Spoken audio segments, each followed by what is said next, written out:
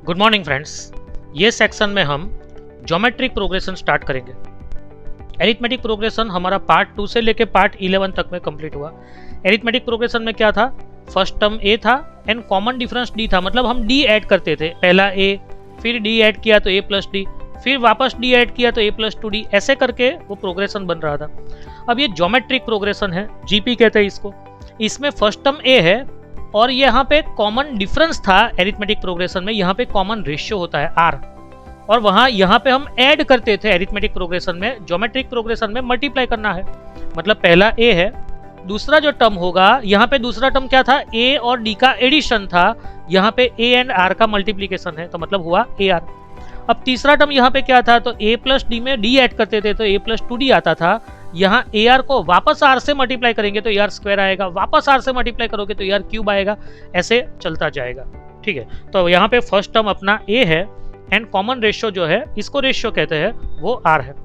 ठीक है, अब यहाँ पे एक बात समझे कि मेरा फर्स्ट टर्म जो है वो तो ए है, सेकंड टर्म जो है वो ए आर है। आप समझिए, T1 इक्वल टू ए है मेरा first term, T2 equal to A के साथ आर, ठीक है, T3 इज इक्वल टू ए और आर स्क्वायर है ना। T4 फोर्थ टर्म, देखिए first term, second term, third term, fourth term, तो T4 equal to a r cube है। तो इस पर से अगर हम सोचे कि मेरा Tn क्या होगा, nth टर्म क्या होगी, तो देखो फर्स्ट टर्म में आर नहीं है, मतलब आर रेस टू 0 है, तो फर्स्ट टर्म में आर रेस टू क्या है, रेस टू, तो रेस टू में है 1 - 1, यहाँ पे 1 है तो 1 - 1। ठीक है, यहाँ पे आर रेस टू कुछ नहीं है, मतलब 1 है। ठीक है, तो सेकंड टर्म में आर रेस टू क्या है, तो 2 - 1 है। थर्ड टर्म में आर रेस टू क्या है, तो 3 - 1 है, समझ सकते हो आप। फोर्थ टर्म में आर रेस टू क्या है, तो ये 4 - 1 है, तो nth टर्म में आर रेस टू होगा n - 1। तो इसका nth टर्म का फॉर्मूला है Tn is equal to a r raise to n - 1। चलो एक सम करते हैं।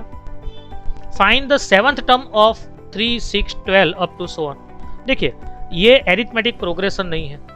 अगर एरिथमेटिक प्रोग्रेशन होता तो क्या होता कि चलो पहला टर्म मेरा 3 + 3, मतलब पहला टर्म 3 है, सेकंड टर्म मेरा सपोज 3 + 3 6 है, तो थर्ड टर्म मेरा 6 + 3 होना चाहिए, मतलब क्या होना चाहिए, 9 होना चाहिए। यहाँ पे 6 है तो, है ना, ऐसा नहीं है। थर्ड टर्म मेरा 12 है, मतलब यहाँ पे क्या हो रहा है, एडिशन नहीं हो रहा है कि 3 है तो दूसरा टर्म कौन सा है, 3 × 2 है, मतलब क्या हुआ, 6 हुआ। तीसरा टर्म क्या है, तो 6 × 2 है, मतलब क्या है, 12। मतलब ये जो है ना, ये एरिथमेटिक प्रोग्रेशन नहीं है, ये जो है ना वो अपना ज्योमेट्रिक प्रोग्रेशन है, ये हमें समझना है। आप देख सकते हैं कि यहाँ पे मेरा फर्स्ट टर्म जो है, यहाँ पे फर्स्ट टर्म वो मेरा है a = 3। ठीक है, और अब कॉमन रेशियो की बात करते हैं, r इक्वल टू, तो r इक्वल टू T2/T1 लिखते हैं, तो 6/3, और 6/3 मतलब के वो हो गया 2। अगर कोई बंदा ये चाहता है कि नहीं मैं T3/T2 करूँ तो कर सकता है, लेकिन उसको कॉन्जिक्यूटिव टर्म लेनी है, फिर T3 के साथ T1 नहीं ले सकता है, तो T3/T2 करता है तो भी उसका 12/6 आएगा, और 12/6 मतलब वो वापस आंसर तो 2 ही देगा। ठीक है ना, तो मतलब उसकी r की वैल्यू तो 2 ही है। अब उसे सेवंथ टर्म निकालनी है। ठीक है, तो अपना Tn इक्वल टू फॉर्मूला है a r raise to n - 1। अब उससे T7 निकालना है, तो इज इक्वल टू a मतलब क्या है, तो 3, r मतलब क्या है, तो 2, और रेस टू n - 1, n मतलब क्या है, 7।